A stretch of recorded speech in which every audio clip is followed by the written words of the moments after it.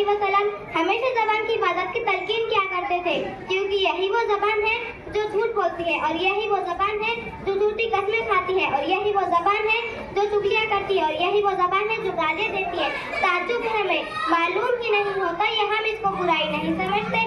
और गीबत एक ऐसा गुनाह है जिसमें हर कोई मुलविस है, मर्द हो या औरत, जवान हो या बूढ़ा, आलिम हो या जाहिल। इसीलिए आप तमाम हज़रात के सामने गीबत पर एक ड्रामा पेश किया जा रहा है।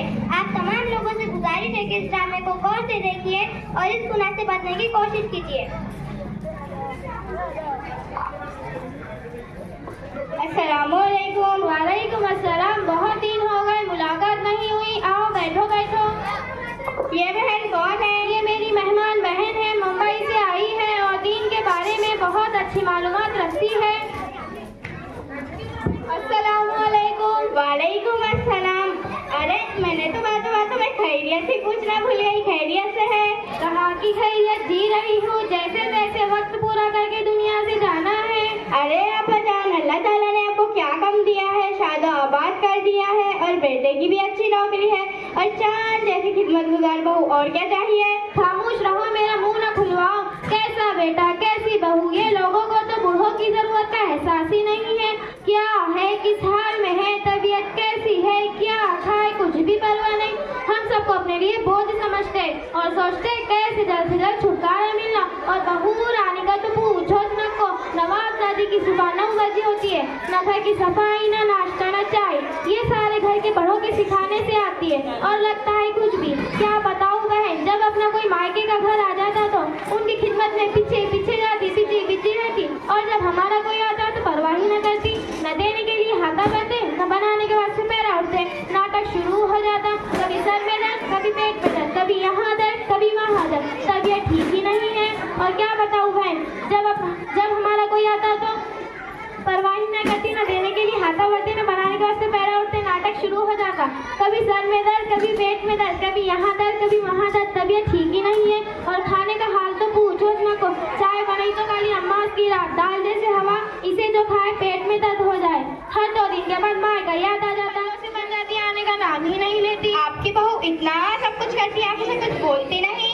देखो बहन, मैं तो बोलते बोलते तंग आ चुकी हूँ। अगर कुछ कहे तो हमारे शहजादे के पेशानी पर बल पड़ने लगता है, इसीलिए खून की घूंट पीकर खामोश रहना पड़ता है। अरे मैंने तो बातों में तुम्हें चाय पिलाना ही भूल गई। चलो हम चलकर चाय पीते हैं।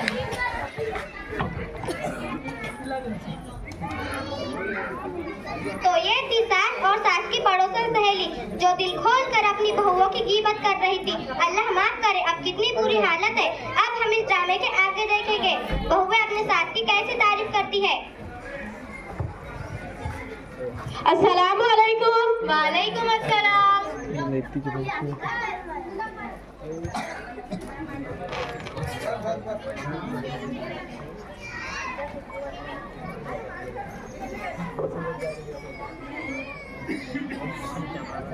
कैसी हो बहन? क्या बताऊं, ठीक भी हूँ और ठीक नहीं भी हूँ। अरे ये कैसी दरमियान की बात कर रही हो? क्या बताऊं, जब तक सास का साया सर पे मुसल्लत है तब तक चैन ही कहाँ है। अरे ये कैसी तुम दरमियान की बात कर रही हो?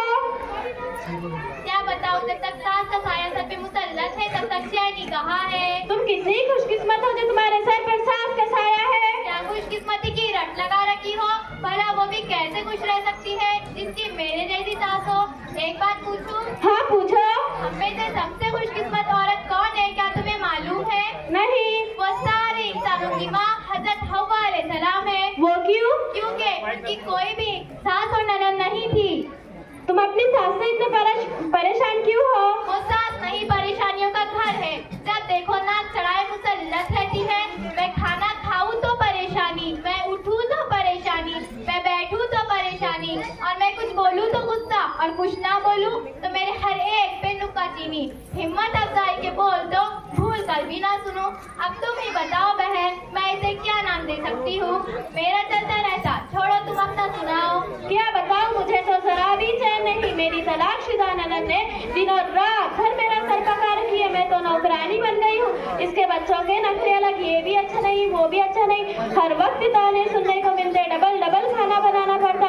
और मैं ये सोचती रहती हुई ये मुसीबत कब जाएगी? ये कौन है? मैं बातों बातों में पूछना ही भूल गई।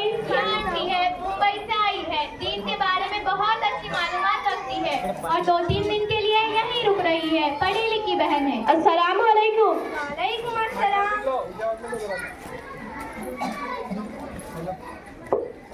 अरे तुम इन दोनों के साथ बैठी हो? हाँ। आइए सासू माँ बैठी है। माफ करना आंटी, हमने बातों बातों में ध्यान ही नहीं दिया। कोई बात नहीं, सुबह से घर में हूँ, एक बात देख रही हूँ, हमारी जुबानों पर एक दूसरे की शिकवे शिकायत, एक दूसरे की गिबत ज्यादा हो गई है और जुबान के गुनाह हम कसरत से कर रहे हैं। अल्लाह ही हमें माफ करे। और हम औरतों की बहुत बुरी आदत हो गई है, जहाँ 2-4 जमा हो जाए वहाँ दूसरों का तस्करा, दूसरों की शुक्री करना हमारी तबीयत का हिस्सा बन गया है। महज वक्त गुजारने के लिए हम दूसरों की गिबत करना शुरू कर देते हैं और इसके नुकसानात का कोई हिसाब भी नहीं है। आज मैंने आपा और इनकी बातों पर गौर किया और अभी तुम लोगों की बातों पर गौर कर रही थी कि सारी गुफ्तगू गिबत है। गिबत क्यों? हमने तो जो हकीकत है बस वही कहा, कुछ गलत तो नहीं कहा।